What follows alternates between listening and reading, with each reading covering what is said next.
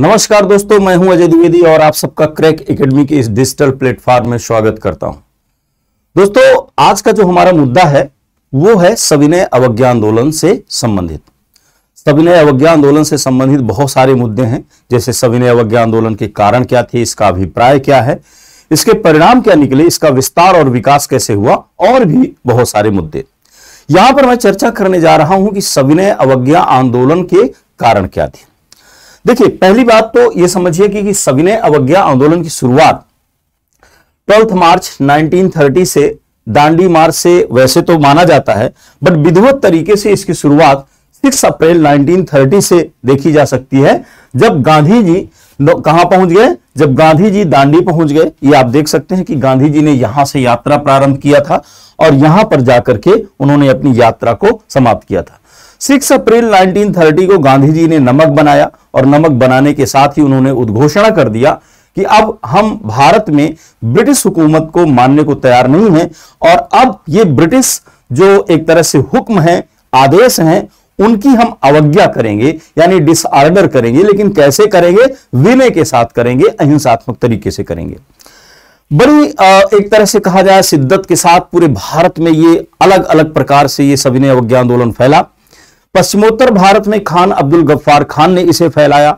North east में इसको जियारलंग आंदोलन के तौर पर देखा जा सकता है, जिसमें यदुनाक और उनकी बहन गईडन्नेल्यू ने इसको फैलाया।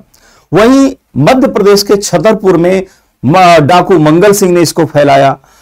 दक्षिण भारत में सी राजगोपालाचारी से लेकर के बहुत सारे ऐसे लोग थे, जस्टिस पार्टी के लोग थे, जिन्होंने साउथ इंडिया में इसको फैलाया। तो भारत के अलग अलग भागों में, महाराष्ट्र में अगर कहा जाए तो बहुत सारे लोगों ने इसको फैलाया। धरासना इसका प्रमुख केंद्र रहा। पूरे भारत में इसके व्यापक, एक तरह से कहा जाए व्यापक पैमाने पर यह फैलता रहा। महत्वपूर्ण मुद्दा यह है दोस्तों कि आखिर यह सविनय अवज्ञा आंदोलन भारत में गांधी जी ने शुरू क्यों किया। 6 अप्रैल 1930 से जो घटना प्रारंभ हुई वो जाकर के 5 मार्च 1931 में गांधी इरविन पैक्ट के द्वारा समाप्त हुई। तो हमारा मुद्दा यह है कि गांधी के द्वारा सिविल डिसोबीडियंस मूवमेंट यानी सविनय अवज्ञा आंदोलन को शुरू क्यों किया गया, हमें इसी पर चर्चा करनी है। आइए देखा जाए और समझने का प्रयास किया जाए। देखिए, जब हम बात करने जा रहे हैं कि why did civil disobedience movement start, तो हम इसको दो पहलुओं में देख सकते हैं। सविनय अवज्ञा आंदोलन को वास्तव में अगर देखा जाए तो दो तरीके से समझा जा सकता है कि आखिर इसके कारण क्या थे। तो पहला हम कह सकते हैं कि जो सामान्य कारण थे, यानी जो पहले से चलते चले आ रहे हैं वो, और दूसरा जो तात्कालिक कारण था। दोस्तों, जनरली हम लोग इस तात्कालिक कारण को ही मेंशन करते हैं और कह देते हैं कि इस कारण से सिविल डिसोबीडियंस मूवमेंट प्रारंभ हुआ। इस तत्कालिक कारण में उस घटना को एक तरह से महत्वपूर्ण माना जाता है जिसमें गांधी जी के द्वारा अपने पत्र यंग इंडिया के माध्यम से उस समय का जो गवर्नर जनरल था, अपने पत्र यंग इंडिया के माध्यम से दोस्तों उन्होंने क्या किया, उस समय के गवर्नर जनरल लॉर्ड इरविन को और दूसरी तरफ ब्रिटिश प्रधानमंत्री रैमजे मैकडोनाल्ड को एक पत्र लिखा। रैमजे मैकडोनाल्ड और इरविन को इन्होंने जो अपने पत्र यंग इंडिया के माध्यम से संबोधन किया, उसमें इन्होंने 11 सूत्री मांगे रखी, यानी 11 डिमांड रखी। इन्होंने 11 मांगे रखी।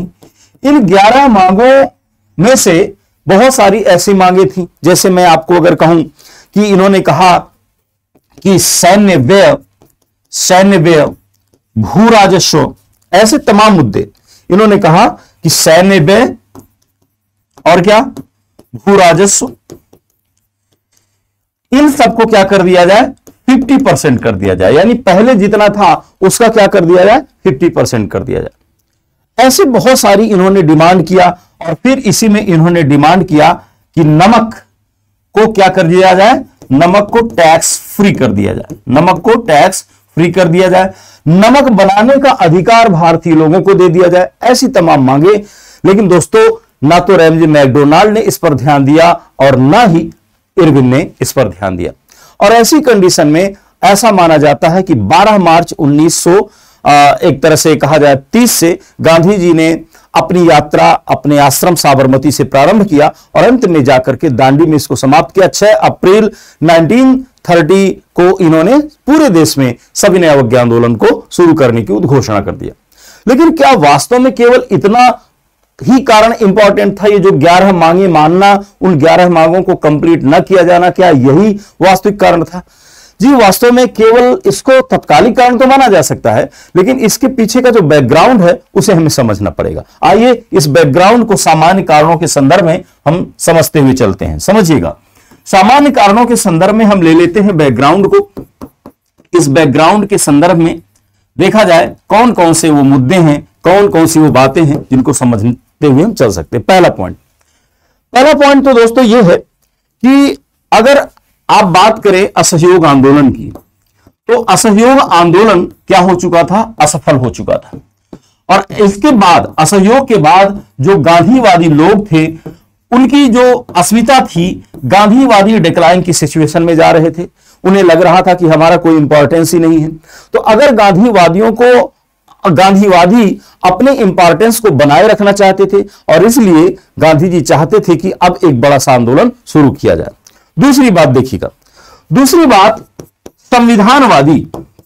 संविधानवादी का मतलब सीधा सा है स्वराजवादी, स्वराजिस्ट, ठीक है ना। तो संविधानवादी यानी जो स्वराजवादी पार्टी के लोग थे, उन्होंने विधानसभाओं में प्रवेश किया था। विधानसभाओं में प्रवेश के बावजूद भी उन्होंने जो रियल नेचर था ब्रिटिश काउंसिल्स का, ब्रिटिश लेजिस्लेटिव असेंबलीज का, वो उन्होंने देख लिया था और उनको लगा था कि इन विधानसभाओं में रहते हुए भी भारतीयों के लिए सही मायने में कुछ नहीं किया जा सकता है। तो संविधानवादियों ने, हम ये कह सकते हैं कि जो रियल नेचर था, रियल चरित्र था किसका? विधानसभाओं का, वो इन्होंने देख लिया था और ये भी अब चाहते थे कि अगर हमें सही मायने में अपने जो अधिकार हैं वो प्राप्त करना है तो बड़े लेवल पर एक आंदोलन करना स्वाभाविक है। तीसरी बात दोस्तों,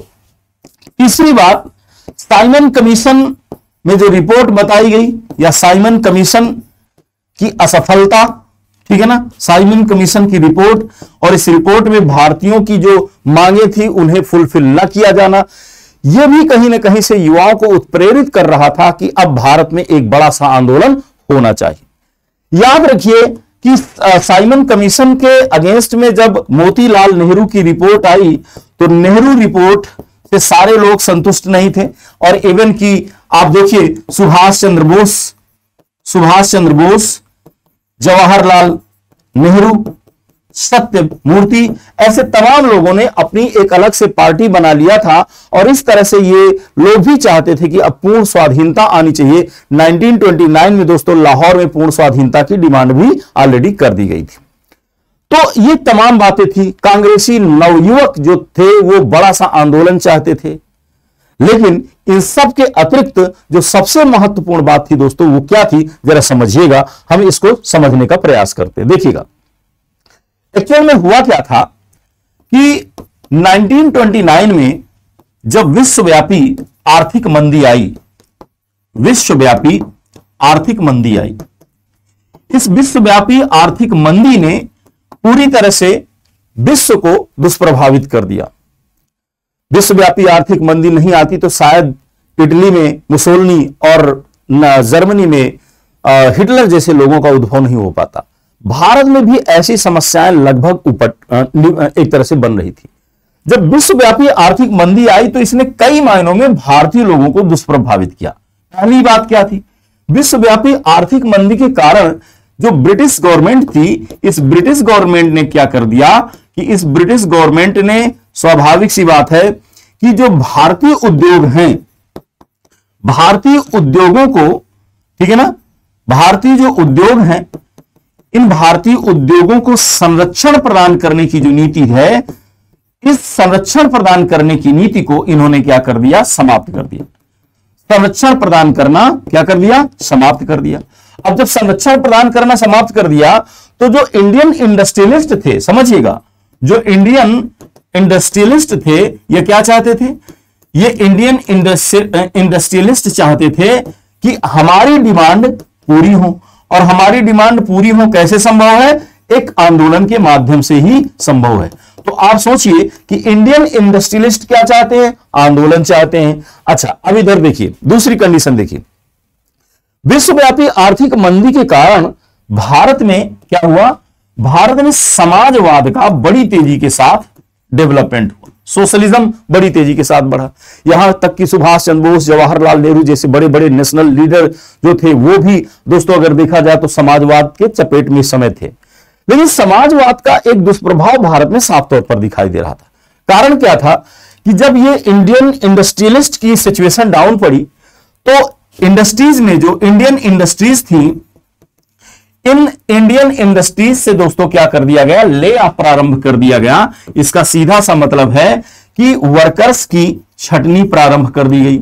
वर्कर्स की जब छटनी प्रारंभ की गई भारत में, चूंकि पूरे विश्व में आर्थिक मंदी है, वस्तुओं की डिमांड कम है, सप्लाई अधिक है, तो क्या करना पड़ेगा, वेतन कहां से देंगे, तो वर्कर्स की छटनी प्रारंभ कर दो।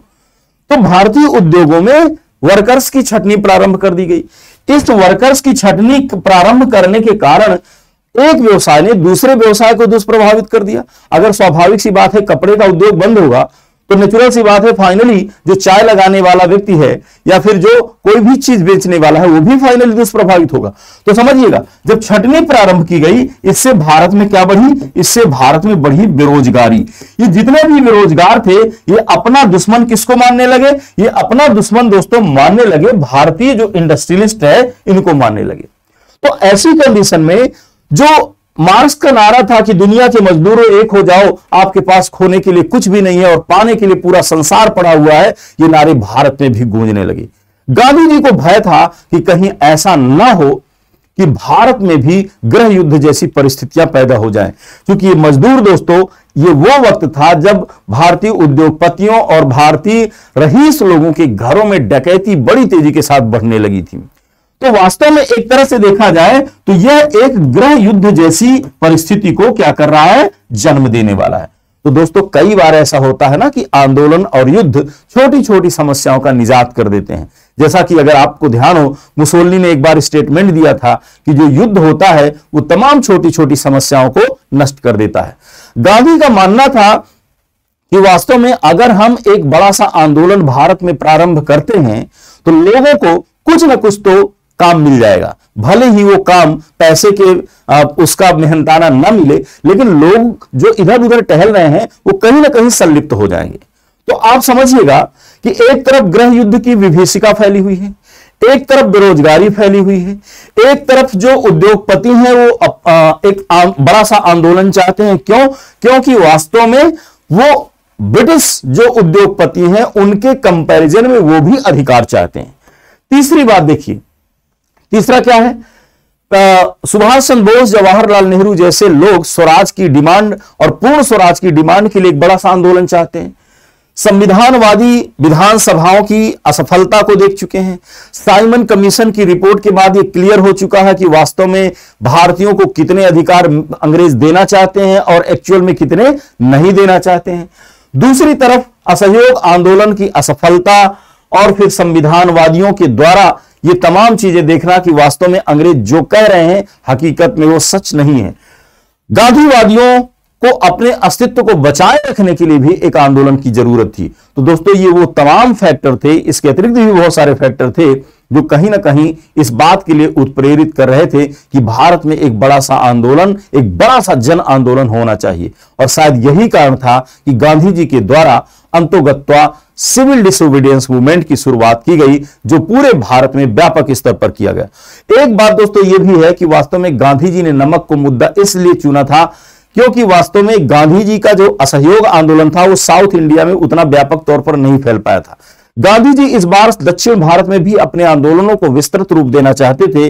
और दूसरी तरफ नमक एक ऐसा तत्व था जिसे अमीर भी खाता था, गरीब भी खाता था, हिंदू भी खाता था, मुसलमान भी खाता था। और शायद यही कारण था दोस्तों कि गांधी जी ने नमक जैसे मुद्दे को चुना और पूरे भारत में अपने आंदोलन को प्रारंभ कर दिया। तो यही वो सब कारण थे जिसके कारण गांधी ने सिविल डिसोबीडियंस मूवमेंट को शुरू किया। धन्यवाद।